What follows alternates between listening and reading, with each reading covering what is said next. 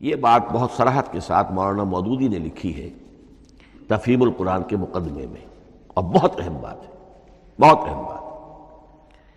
اور وہ یہ ہے کہ قرآن مجید ایک ایسی کتاب نہیں ہے جسے کوئی محقق اور ریسرچ اسکالر اپنی لائبریری میں بیٹھ کر اور ریفرنس بک سامنے رکھ کر ادھر سے ادھر اور سمجھ لے۔ اس کے سمجھنے کی شرط لازم یہ ہے کہ جو یہ راستہ دکھاتا ہے اس پر چلنا شروع کرے۔ ایک ایک قدم کے بعد قرآنی حقائق مزید منکشف ہوں گے اور مزید منکشف ہوں گے اور مزید منکشف ہوں گے۔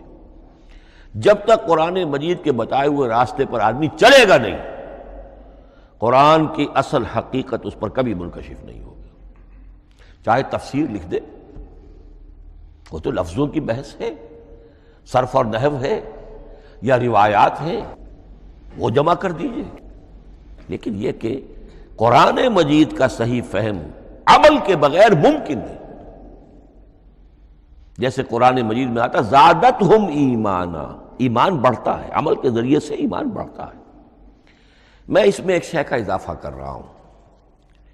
میرے نزدیک قرآن مجید مینول آف ریولیوشن، محمد عربی صلی اللہ علیہ وسلم نے ایک عظیم انقلاب برپا کیا دنیا میں، اور ایک انقلابی جد و جہد کی ہے۔ دعوت کے قبول کرنے والوں کو منظم کرنا، ان میں سم و طاعت کی عادت پیدا کرنا، پھر ان میں تن من دھن قربان کرنے کا جذبہ پیدا کرنا، پھر ان کا تزکیہ کرنا، ان کی تربیت، پھر جب وہ تیار ہو جائیں تو باطل سے ٹکر، اور اس میں پھر جہاد اور قتال کے مراحل، تاکہ انقلاب آ گیا، اور یہ کہ جاء الحق وزہق الباطل ان الباطل کان زہوقا۔ اس جد و جہد کے ہر مرحلے پر قرآن نازل ہو رہا ہے، جو اس مرحلے کے جو مسائل ہیں،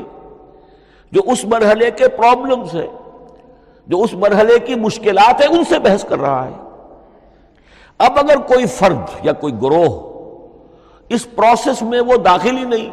وہ سمجھ ہی نہیں سکتا کہ یہ جو بات کہی جا رہی ہے اس کا اصل